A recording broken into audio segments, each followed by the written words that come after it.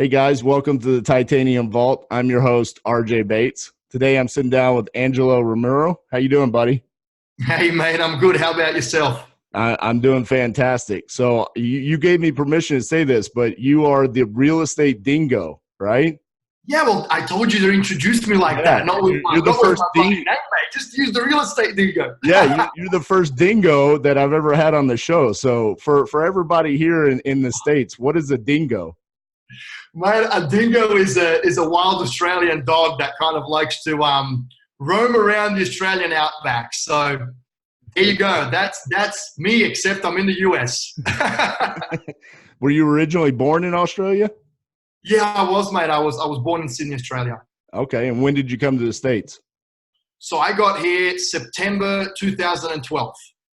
Cool. All right. So real quick, before we jump into some of these questions that you've got, tell everybody what it is that you do in real estate investing. Yeah, thanks, RJ. So look, well, where do I start? I mean, I do a lot of things, but I guess my bread and butter company is a company called Ohio Cash Flow. We're a turnkey outfit based in Toledo, Ohio. Been running the business since 2014. We're the most reputable turnkey real estate investment company in the country, which is an awesome achievement considering how many shady operators there are in the turnkey field. And to be honest with you, mate, it wasn't really that hard to accomplish. And people ask, well, how did you get such a good reputation? I was like, well, easy. I just didn't screw people over like a lot of the other providers do, you know? So yeah, we got a higher cash flow. I've got a real estate brokerage, 100% commission brokerage. It's a startup, still in its infancy stage. List and sell realty.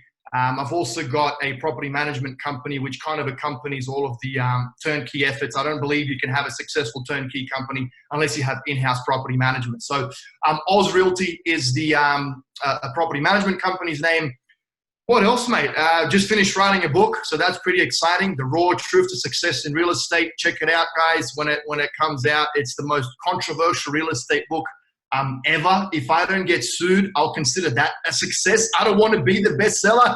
I just want to be the seller that doesn't get sued, mate, or the book runner that doesn't get sued.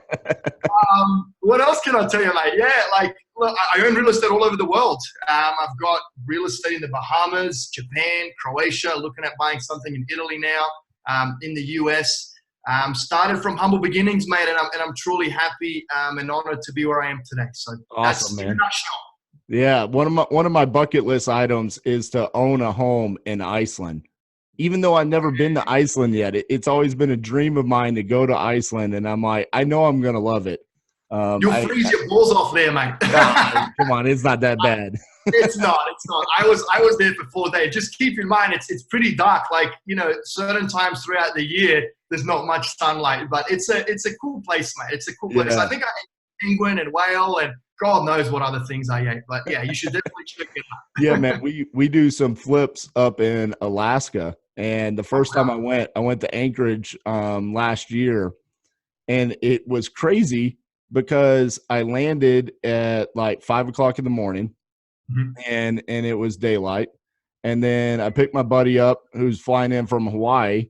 I pick him up from the airport that night, and then we go to dinner and we come out. It's like 10 p.m. and it's still like the sun's like right in the middle of the sky, and I'm like, Yeah. when is it nighttime? And it was Right. like dark for like 20 minutes. It was Wow. crazy. So this is the first time I've ever experienced that in my life. And then Yep. of course, 6 months later, it's the opposite where it's dark the whole time. So Yeah, I think Iceland is similar to that. So yeah, so yeah. crazy stuff. So I want to jump into some of these questions that we've got here lined up. You know, I know you've got a ton of value. But before we jump into those, I want to talk about the turnkey business just a little bit more. You know, you talked about you're highly reputable and because you're not screwing people over, right?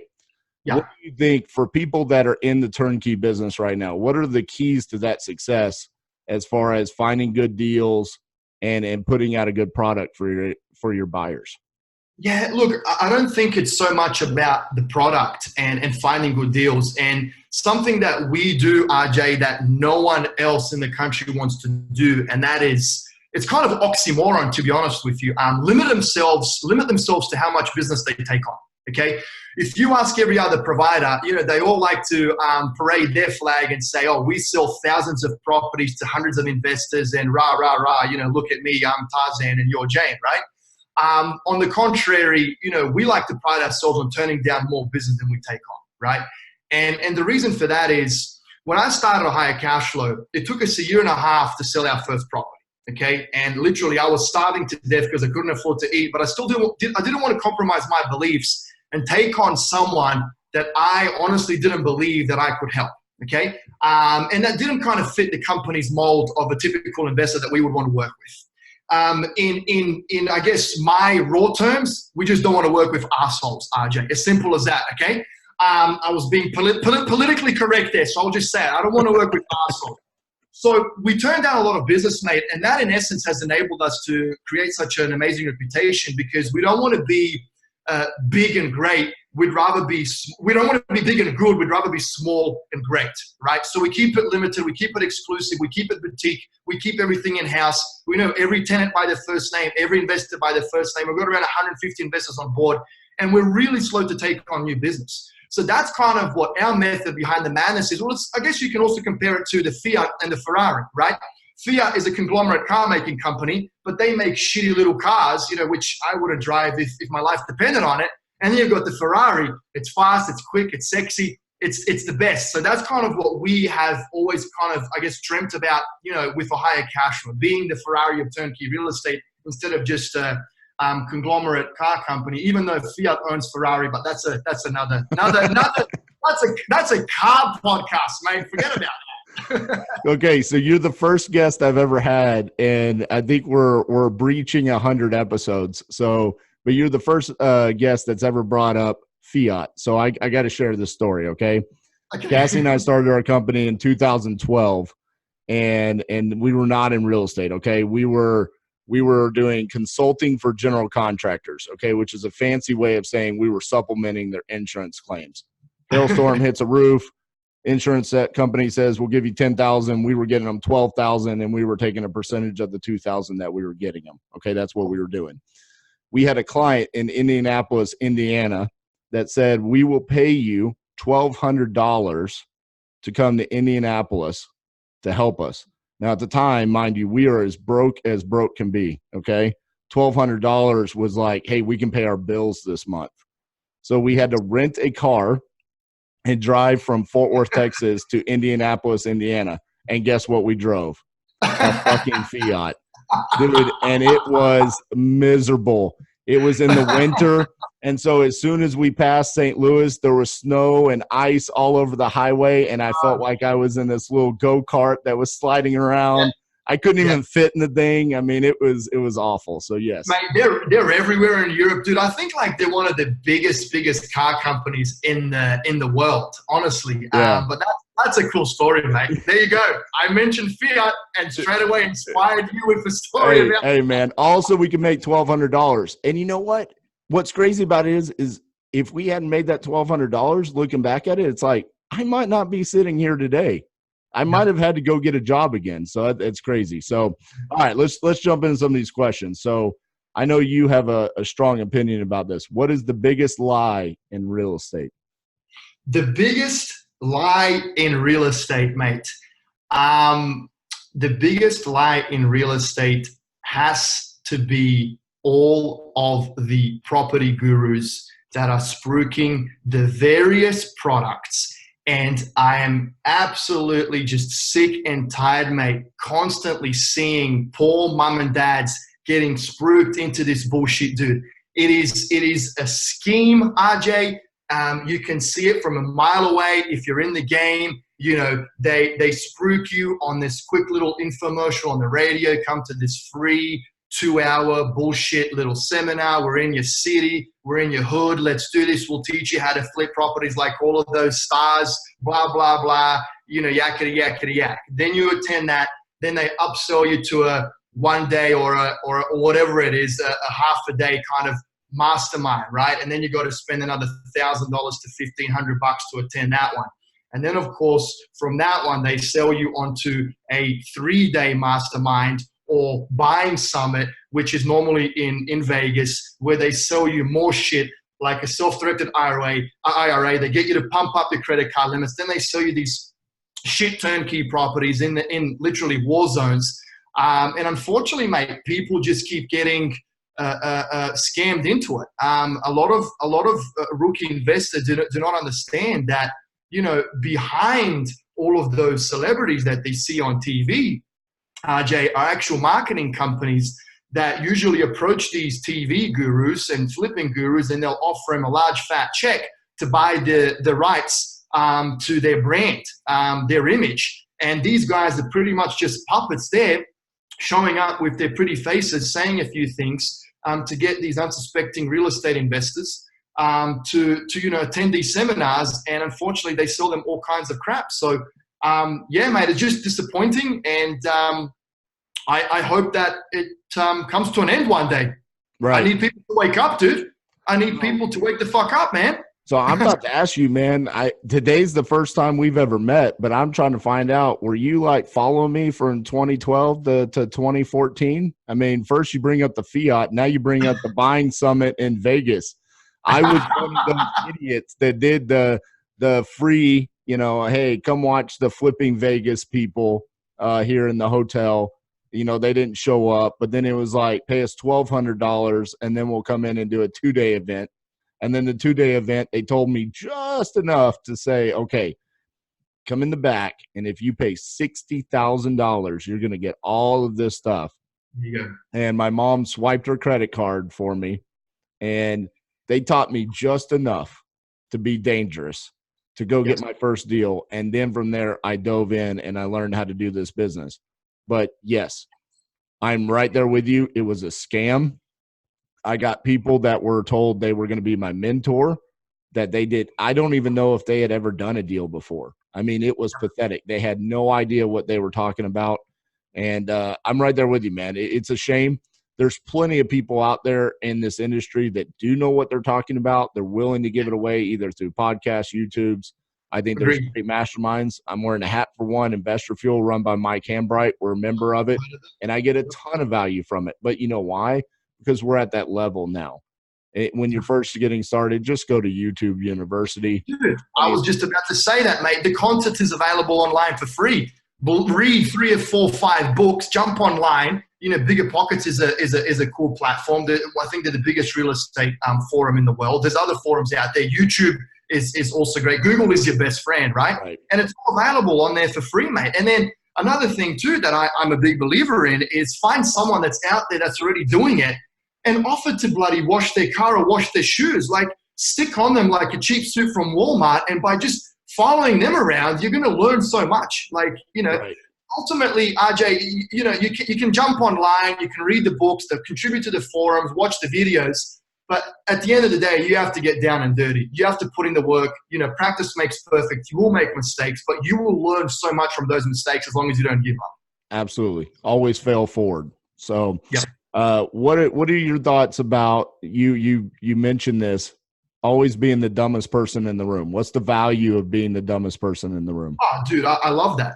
I love that. And I'll tell you why, mate, because I quit school when I was 14. Okay. So I've got no formal education whatsoever. I can hardly write. I can't read that well. I think I got some ADD bullshit where I have to read the same sentence 15 times and I start sweating like a pig because I can't figure out what I'm reading. And my grammar sucks, dude. Like, I use the F-bomb to replace my missing English vocabulary, and I'm really happy that you said the F-bomb, so now I can freely use the fucking F-bomb myself in this podcast.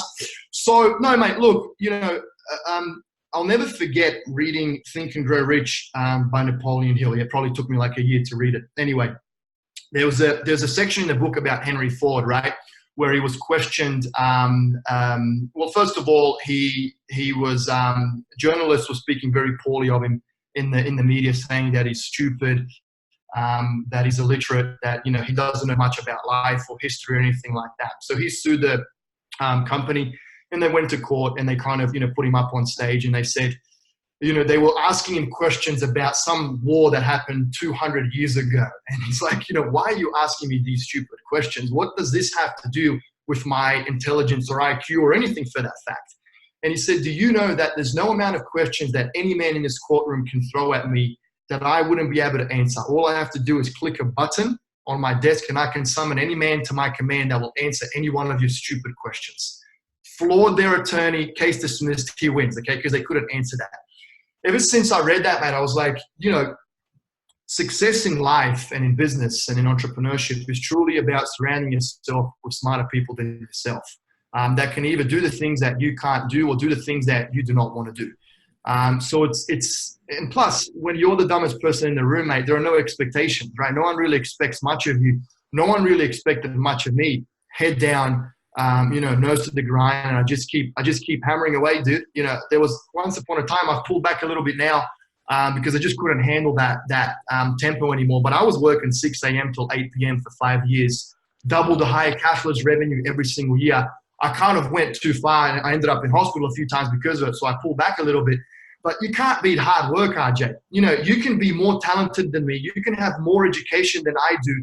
You can have better connections than me. But if I'm willing to work harder than you are, I will catch up and I will surpass you. Just like I've seen with so many Harvard degree folks that, you know, ended up coming to me asking me for advice. We work with a lot of people that are very successful attorneys and lawyers. They buy turnkey properties from us. So, you know, we're in a specific niche. We know what we know. We specialize in that. But at the end of the day, mate, you know, it just comes down to hard work and truly surrounding yourself with other people that are much more successful than you are, that have the experience that you don't, because they will pull you up with them, right? You are who you're with, right? You are who you're with. If you hang out with bums, you'll be a bum, mate. If you hang out with successful people, from a financial standpoint, there are various degrees of success: spiritual, financial, physical, right? You can be fit and successful. You can have a lot of money and be successful. You can just be happy with your being and who you are, and you're still successful even though you don't have any money. But if you hang out with whoever it is that you look up to and want to become like, or a group of people, they will pull you up with them. Absolutely. And you brought up a good point about working hard there. And you know what? I think maybe it's just the circle that I'm in. But I feel like in 2019, we live in a really interesting time, man. I feel like people are a lot softer than they used to be. And don't get me started on that one. And it's like the new thing now is I want to be very successful by not working, you know, and I want to find a way to work myself out of the business. And all of these things are really catchy things to say, and they sound sexy, like, oh, my company runs without me and I travel a lot and all of this.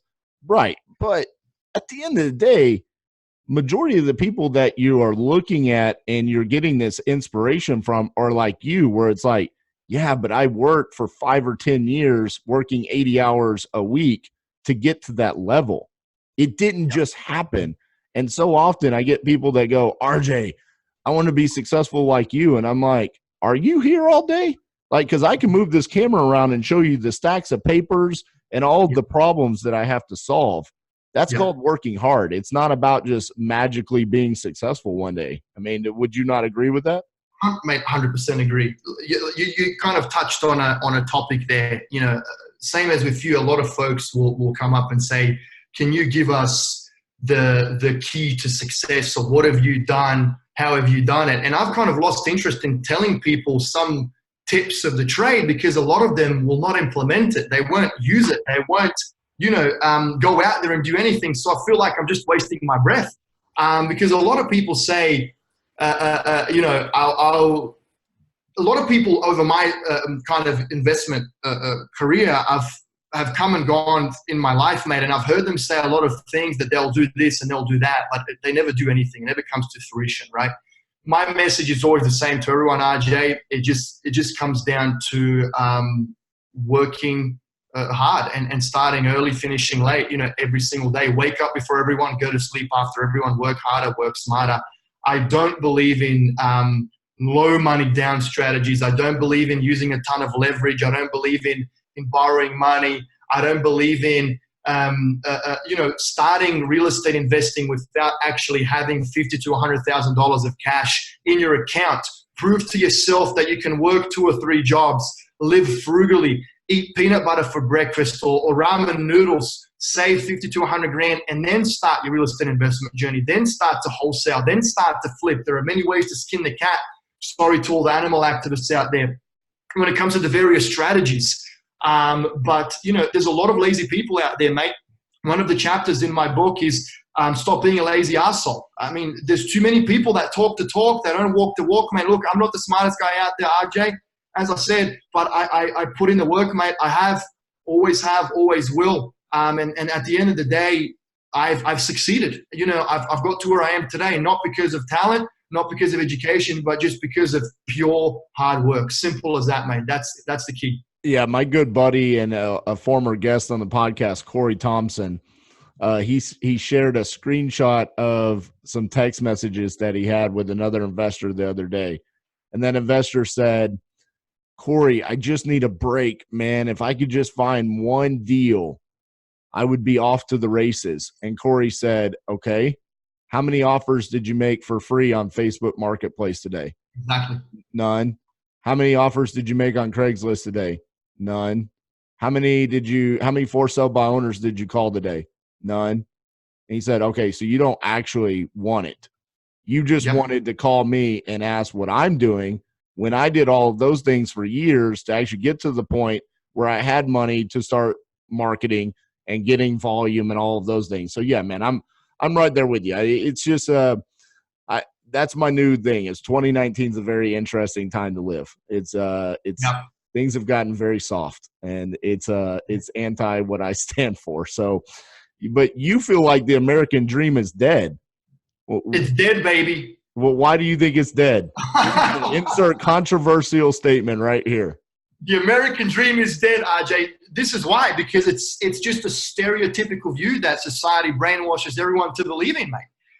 Right? How does it work? Go to school, get a degree, get a job, find a partner, get married, buy a house, get a better job to pay off the mortgage, have kids. Oh fuck, need a bigger house, need to get a better job, buy the bigger house, spend the rest of your life paying off the house. Kids need to go to college, need to sell the fucking house now so I can afford college, and then hopefully I've got enough money in my 401k so I can buy a shitty red fucking Corvette.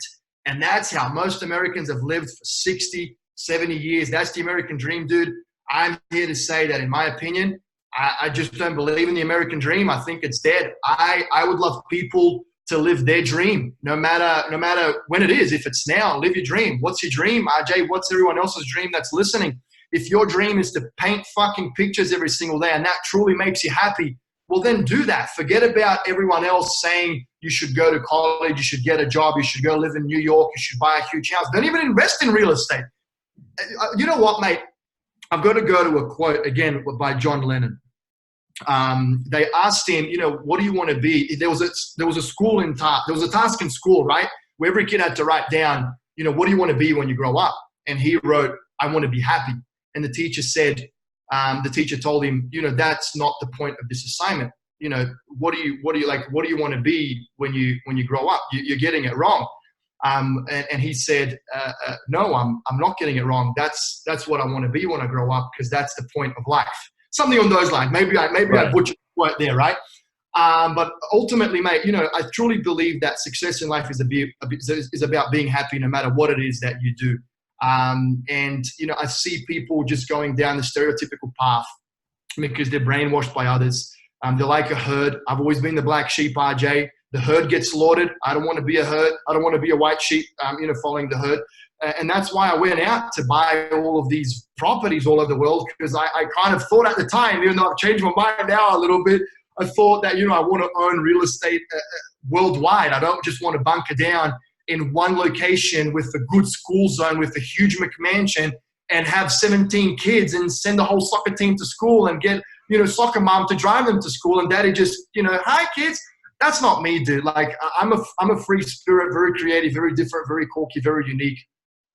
So I'm going to shut up now because I'd love to hear your thoughts on it. But ultimately, mate, I just don't believe in it. And I see a lot of people living in that way. And then, you know, they come to retirement age and then they look back on their life and it's not a interesting life to remember. And that's sad. I think it's a failure of our school system here in the United States. I mean, it's literally what you're taught in school. That's what you're supposed to do. And you know what's crazy about that is I went to a very small private school. And I, to this day, I think my class, my graduating class, I think there was like 45 of us, was quite possibly one of the best graduating classes in the school that the school's ever had. I've had administrators and teachers tell us the same thing, and we've all gone out and done different journeys, right? And I've stayed in contact with a lot of people I graduated with. Some of us have become entrepreneurs, and it's crazy because we're almost like we defied what you taught us in school. We were like, no, you're wrong, we're going to go do our own thing.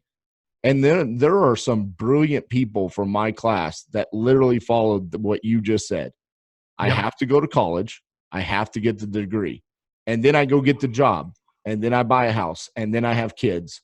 And that's where they are right now. They're in that, okay, now we're having kids. And it's like we're taught that we're literally supposed to go have sex 2 to 3 times where it procreates, and then we're going to stop. And then we have to go get the bigger house. I mean, it's literally like, I can't believe that you're following like such a trend of what you're told to do. And I've even talked to them. I mean, it's like they'll reach out to me. Oh, man, RJ, it's crazy what you're doing, man. You own properties across the country, and you're making such good money. And I'm like, hey, there's an opportunity for you to work with my company. Ooh, no, we're good. We're saving right now. Saving for what? The fuck are you saving for?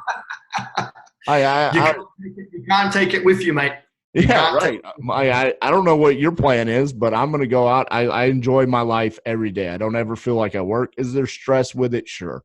But at the end of the day, I think there's stress being a school teacher too. So there is. There's not any difference. Yeah, there's stress being an employee. I mean, right. That's life, mate. You know, I'm reading a lot about stoicism now, and life is miserable. It's misery. You have to prepare yourself every single day for shit that's going to happen throughout the day. You know, some of the stress becomes makes you burnt out if you're working in a toxic environment, if you're doing a job that you don't want to be doing. You know, being an entrepreneur, you have the freedom to work when you want, from where you want. You can sell. You know, there's no hourly rate, RJ. If I want to sell 100 houses a year, I can, and I can triple my income, or I can just say, fuck it, this year I'm going to take a year off, right? Because that's what business gives. God bless America, mate. It's the best country in the world. I've always said that. You know, what you can do in the US when it comes to business and entrepreneurship, you can't do anywhere else in the world, mate. But it's very sad, mate. You know, it's very sad that these people have such a mentality that they can't break away from the rest of the pack. And, you know, I guess as long as it makes them happy, but I really don't think that that's a happy life, mate. You know, for those that it is, good for them, but for the others, I really feel sorry for them, and hopefully they're listening to our to your podcast and listening to this episode where maybe it can kick them up the ass so they can kind of break out of that mold. So, you know what's crazy is my buddy Dutch Jackson, he's actually doing videography for us now, and he's just kind of following us around. And so yesterday we had to go check on a couple of properties. So I said, hey, come shadow us. And the first house we go to, the air conditioner was stolen. We were final walkthrough, we're taking pictures, and it's going on the market. Air conditioner unit got stolen. So he records this. We're going to make a little like 4 to 5 minute episode, and we'll release it on YouTube of my reaction of the AC unit being stolen. we leave that. We go to lunch, and we get a full price offer on one of our listings. So, you know, me and Cassie are high-fiving. Oh, this is awesome. That makes up for it. Yay, okay, good deal. We go get in the car, and the next thing I know, I've got a guy smearing my name, trying to get me roasted on Facebook groups, and he doesn't even know me. And Dutch looks at me, and he's like, dude, your like emotions is like, it's a constant wave. And I'm like, it is. But you know what? I wouldn't want it any other way. Because you know what? Not having those emotions, you know, it's what did the coach that died from cancer, they talked about him on ESPN every year. Coach V, I think it was. Jimmy Valvano. When he gave his speech at the first ESPY Awards, and he was talking about if you don't laugh, you don't cry, you know, you're not living. And that's kind of how I feel about entrepreneurship. It evokes emotion that when I was an employee for somebody else, I didn't have. And the victories are so great, and the defeats, they're just a part of the life, and they make the victories so much better. So anyways, let's get back to some more controversial topics here. So, you already talked about one of your chapters is don't be a lazy asshole. But another one is how to flip properties like a porn star. What in the world does that mean? You just need to change your name to Ron Jeremy, mate, and then you're good to go. Exactly. Yeah, I'm right there. How to flip properties like a porn star. Wow, where do I start on this one? Look, I think it just goes back to what I initially said. I think it's very important that investors that are looking to start their journey, they first prove to themselves that they can save $50,000 to $100,000 in cold hard cash before they start flipping. Okay. Once you kind of prove to yourself that, yes, I'm willing to work hard, I'm willing to sacrifice, I'm willing to be frugal, while you are working and two jobs if you have to, living frugally throughout that time, you have to immerse yourself in everything and anything real estate related, right? Jump on YouTube, jump on the forums, follow someone around that's already doing it, just like we said, right? There's a lot of the content is available online for free. Then when you get to a stage, mate, of saving $50,000 to $100,000 in cash, you're in a good position. You've already spent probably 6 months to a year or 2 years of researching the ins and outs of the market that you're looking to invest in, and you followed whoever you followed around. You've done all the YouTube videos, blah, blah, blah, all that fun stuff, right? Then what is very important, mate, that I think everyone should do is start off slow and start off small, RJ, okay? There's a lot of investors that I've come across over the years, and they get these crazy ideas because they read a blog or they attend a seminar, they watch a podcast or whatever it is, and then they want to start doing multifamily. They want to start doing commercial. They want to start doing hotels. They want to borrow a lot of money. It's that they get sold onto some concept by someone once again, and then they're all in for it. Look, I love the enthusiasm, and trust me, I was like that once upon a time. But the biggest mistake that I made was not being patient and buying properties just for the purpose of adding quantity to my portfolio instead of quality. Separate topic. Start off slow, start off small. Do not invest what you can't afford to lose, okay? Don't invest your lifetime savings into this, because you probably will lose on the first 2, 3, 4, 5 deals. Yep. So I always like to tell investors is, find the cheapest property that you could possibly find. The Midwest has a lot of those. I don't know too many on the East Coast and West Coast, especially nowadays. Find yourself a cheap property that doesn't need any structural rehab work. Get in there, try and get in and out as quickly as you possibly can. Do a cosmetic renovation. Once you use paint, mate, you add a lot of perceived value with paint. So try and paint as much as you can. I don't want to go into any construction techniques here, because as I said, it will probably last for like 5 hours. But try and do the least amount of work as you possibly can, because you still don't know what you're doing. Listed on the market, of course. And then sell it. Another big thing that I think is very important, mate, would be you don't make money when you buy. Sorry, you don't make money when you sell, you make money when you buy. Okay. Right. So the most important thing to flipping is buying very, very, very cheap.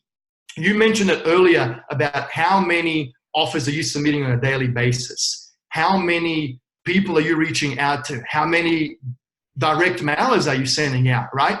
The wider you cast your net, right, eventually going to catch some fish. Right. So this is truly where, you make your money is when you buy the property, not when you sell it. You have to buy it very, very cheap. But ultimately, for your first few deals, try and invest the least amount of money possible, because the less money you invest, the less your risks are. So that's kind of, in a nutshell, mate. Another quick thing before I shut up here and let you talk. This is kind of how I would structure it. Buy one, fix it, sell it. Buy another, fix it, sell it. Buy a third, fix it, sell it. The fourth one, buy, fix, and hold. Okay? And then just rinse and repeat the cycle again. And that, in a nutshell, mate, is how to flip like a porn star. If I go for any longer, we're not going to have enough time for it. So do you know Kevin O'Leary from the show Shark Tank? I do, sure do. Okay, so Kevin O'Leary has a great saying that he tells entrepreneurs. He says, you don't have a business, you have a hobby, okay? This is very applicable to newer real estate investors, okay? They decide they want to flip a house because it looks cool on television. Well, here's the funny part about that. When you're first starting to flip a house, your first couple ones, you're actually not even good at your hobby yet. Like, you're just starting. It's like you just bought a yo-yo and you sling it down, it doesn't come back up. That's kind of what flipping a house is like. Yeah. You don't even know how to do it yet. And so, yeah, I agree with you on those first couple ones. There's a very strong possibility that you're going to lose money because you don't know what you're doing. And there's no education program out there. There's no magical Excel spreadsheet that's going to tell you how much a rehab's going to cost. Okay. It doesn't exist. Yep. Practice makes perfect. We said it earlier. Yes, it does exist. There's a lot of bullshit out there, mate. But we said it before. Once you get down and dirty and you actually do it yourself, that is when you will truly learn from firsthand experience. And you will make mistakes. You will fuck up, but you learn from those mistakes. And as you said, fall forward. Right. But yeah, man. And look, even where I'm at now, we're still making mistakes. You'll always make mistakes, I still lose money to this day, dude. Like, I still lose money to this day. We just lost 33 grand not too long ago on a deal that was 2 minutes around the corner from our fucking office, dude. Right. One thing which is very, very tough in this industry, it's contractors. It's unfortunately, I think I figured out a lot of things in real estate, RJ, but I haven't figured out those guys. They just, they start off good. They turn to shit. I stopped counting at $2 million in losses, mate. Over the last 6 years, we have lost $2 million. And I'll just name a few things. Took a draw, bought meth, took a draw, bought a boat, took a draw, took their wife on a holiday, took a draw, bought materials, used it on another job, blatantly took the draw and disappeared. I mean, those are some things that no book, no program, no course can teach you. Firsthand experience can teach you. And one other thing too, mate, the sexiest, best deals for me, okay, are the ones where I just shuffle paper, sign a few contracts, and I fucking make a fat lump sum of money. Yes. I don't even have to wave a hammer. I don't have to instruct anyone to do anything. I literally just sit on my ass, sign a few pieces of paper, and I make a lump sum of money. So guys, stop fucking believing in those fake real estate TV shows, with a pretty blonde with a Rolex watch buying a $7,000 bathtub. Real estate is not supposed to be sexy, RJ. Right. It's supposed to be profitable. It shouldn't be pretty. Exactly. It should be profitable. Okay. So as long as you make money, that's all that matters. Amen. All right. I got two more questions for you before we wrap up. If cash is king, what is the queen? Cash flow, baby. Cash flow. There you go. Cash flow is the queen. That's way sexier. So obviously you're selling turnkeys. How are you making cash flow in your company? Well, by selling turnkeys, of course. Okay. Look, I guess the saying cash flow, the cash is king, cash flow is queen, is more from a perspective of, once again, going back to what I believe investors should do when they're first starting. Save the $50,000 to $100,000 in cash. When you have that cash, RJ, it makes you powerful. You don't have to wait for a lender to approve the loan. You can go into the market, find a distressed property, negotiate really hard, submit a ton of offers, and buy it dirt cheap, close quickly. The good deals, as you know, mate, they get sold within days, within hours. If you're on Craigslist, I remember back in the day, you see a good deal. If you didn't call the fucking seller, it's gone tomorrow. Like, you need to be right there with the cash in their face. That's why I believe that cash is king, okay? Because it gives you a lot of power. At the end of the day, mate, what's cash flow? We live off cash flow. We can't live off capital appreciation. So all those folks on the East Coast and West Coast, I mean, that's all good and great. You're buying a house for $1 million. In 10 years, it's worth $2 million. You can't live off that. Sure, you can tell me I can refinance, pull out the equity. Okay, but you've still got leverage, which means you've got an axe forcing you to get out of bed every morning to pay off that fucking mortgage, okay?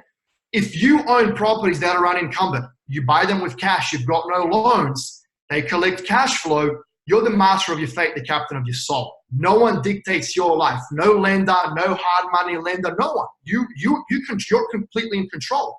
And once again, mate, we live off the cash flow. When the cash flow comes in every single month, we can dip our hand into the account and go buy bubblegum if we want to. You can't dip your hand into the equity that you've gained from the property appreciating and go and buy bubblegum, right? I get it. You can through refinancing. Separate topic, guys. Separate topic. Keep up with me here. So that's why I'm a big believer in cash flow, mate. You know, we mentioned how to flip like a porn star. Buy one, fix it, flip it. Buy another, fix and flip it. Buy a third, fix and flip it. You gain lump sum capital cash profits. When you have enough cash accumulated, you buy one property and you hold it, which ultimately starts producing a cash flow, which you live off. Okay, so that's why, mate. That's why cash is king and cash is queen in a nutshell for you. All right, man. Final question. What advice would you give to someone in the business for 1 to 2 years and they're deciding that they want to start building some passive income? Should they reach out to someone like you that's selling turnkeys, or should they try to start doing turnkey rentals themselves and become you? Yeah, don't reach out to me because I'm going to make a big profit on every property you buy. Okay, so okay, I like to talk myself out of business. Well, literally, I do. Look, if you're a very busy professional and you work in 100+ hours a week, you make a lot of money from your 9 to 5. You're overseas, out of state or out of country where you can't get good deals. That's when you should consider buying turnkey. Okay, simple as that. You're happy with your job. You're making a lot of money in your 9 to 5, and you don't want to muck around with the headaches of owning investment properties or managing a portfolio or finding deals and whatnot. Right. Then you should buy turnkey. If you are starting your real estate investment journey, or you want to do it all yourself, and you do not want to pay anyone else a margin, you want to self-manage, you don't want to pay property managers anything either, then you should just do it all yourself. You should, once again, I have to go back to immerse yourself in everything and anything real estate related. Work day and night if you have to. Live frugally. Save some capital because you can't do anything without money. Money makes money. RJ, you said it. 2019 is a fluffy year. Everyone wants something for fucking nothing, brother. Seriously, it doesn't work like that, guys. It doesn't work like that. You have to put in the work. You have to put in the hard work, right? So yeah, save the cash, 50 to 100 grand, immerse yourself in everything and anything real estate, and slowly get started. And learn on your mistakes and don't give up and just keep moving forward. 2019 is a hard time to have a podcast too, man. Like, I have to send all my guests like participation trophies because otherwise they start crying and they send me nasty emails. Why? No, I'm just kidding. Seriously? No, I'm just kidding with you. I'm making a joke about the participation trophies they give my kids nowadays for just showing up to play in a sport. I spoke to my dad about that, and my dad was like, what is it with everyone getting a trophy these days? Back in the day, you had to do something good to get a trophy. Yeah. No, you can lose every game like 52-0, and they give you a trophy at the end. And it's just as big as the first place. I'm like, what is wrong with this? So anyways, man, what's the best way for people to connect and follow you? Just Google, mate, Ohio Cashflow, Engelo Rumora. No hidden agenda here. Happy to help. Feel free to reach out. You on Facebook, Instagram, anything like that? Yeah, got it all. I've kind of killed social media a little bit just because it's too distracting, and when I'm working, I need to work. So, but yeah, I've got the whole package, mate. Got all of them. All right, man. The thunder from down under. I got the whole package, RJ. Awesome, man. Well, hey, thank you so much for taking the time to sit down with us. Guys, I hope you enjoyed this episode. If you did and you're watching on YouTube, give us a thumbs up and a subscribe. If you're watching on iTunes, give us a 5-star review. If you don't want to give us a 5-star review, well, then we don't really want your review. I'll send the real estate dingo to kick your ass. All right, when's your book going to come out? Is it going to come out this year? I don't know, mate. I hope so. If someone picks it up, it will. If not, I'll self-publish next year. So it'll be out in 2020, and I'm going to buy the Audible version just so I can listen to your voice the entire time. You got it. You got it for free, mate. I've got a sexy voice. All right. Thank you.